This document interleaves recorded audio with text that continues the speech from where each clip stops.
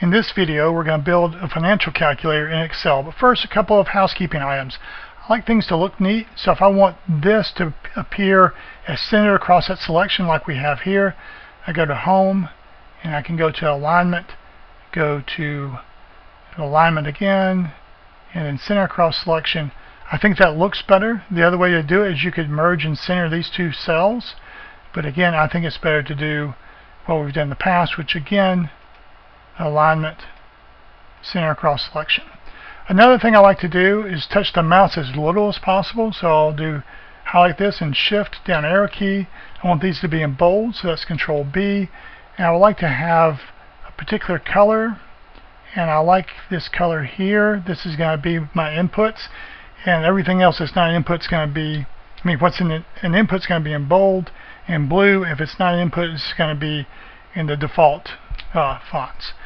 So for present value, to insert a function, I can do it several ways, and I'll show you all of them. Press Alt, go to M for formulas. I know it's financial, I can press I, and I can go to whatever function I want by going down with the arrow key. But if I look for a particular function, I can press F, and then do present value, because I'm looking for the present value. So if I'm not sure what I'm looking for, I just type a description here, press Go. Now I read through these descriptions, and I happen to know this is the one. I recommend the first time you do a function that you do this way, because it's going to give you a better view. This is going to show you step by step what happens. So first I put in the rate, so click on the rate, tab, go to the number of periods, click on the number of periods, tab, click on the payment, which here is 0. You see now I have a solution. It comes up right there. Tab for the future value. Now you can see the answer is showing up here. And then the type, this is going to be whether it's an annuity due or an ordinary annuity. I don't really like those terms, but nonetheless that's how it is. Hit OK, and I have the solution. And notice it comes out to be negative, just like what you've had in the past with a financial calculator. Here for future value, if I want to find future value, and here I have present value is negative, the same number here. I've just referenced this so we can see we get the same answer. This is a good way to check. Do the same thing two different ways. So the other thing I can do, I know I'm using future value, I can do equal, type F, and you see all the functions that start with F come up, and I can either go down with the arrow key, or I can type F in the next letter. Now it's everything that's FV. So press tab and then follow what's in bold. Go to the rate with the arrow key, comma, the number of periods, comma, the payment, comma, present value. And I don't need type here.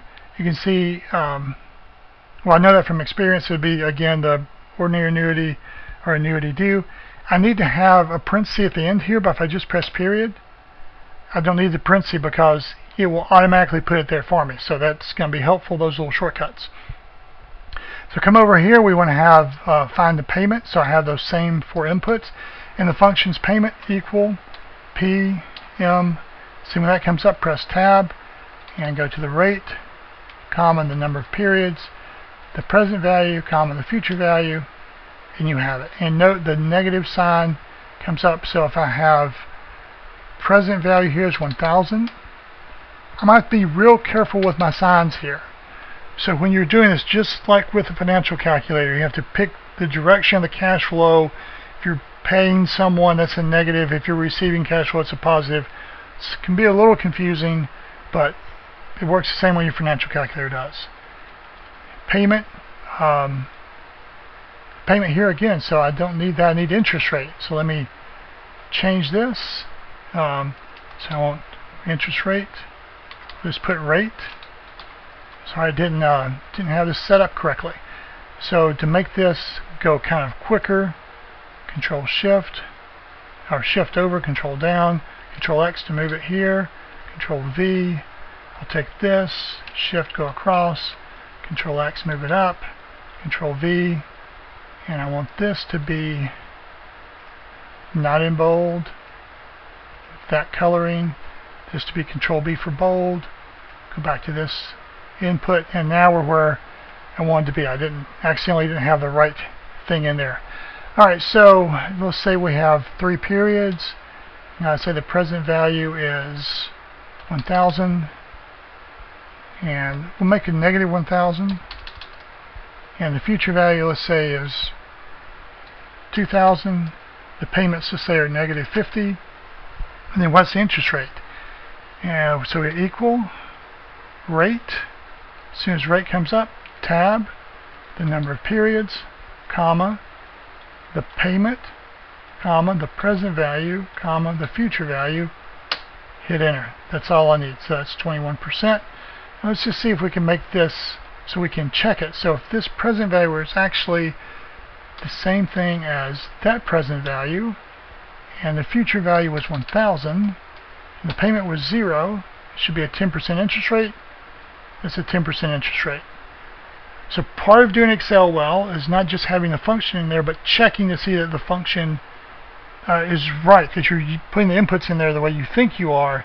And here's an example of a way to check it. Present value of $1,000, 3 years, 10% is $751.31. The future value of $751.31, 10%, 3 years, has to be 1,000. Those match up. And then I saw for the interest rate, it's 10%. So these three agree, so I'm pretty sure that that's correct. And here, to do number of periods, is the same basic thing. Put in the rate, then put in the payment, the present value, the future value, and that's it. The number of periods don't come out to be equal. That's okay, because they're not always going to be equal. So make that 0, make this present value the same here, and 1,000, this should be 3 if it were at 10%, and it is, so we got it. So those are the 5 functions on your financial calculator.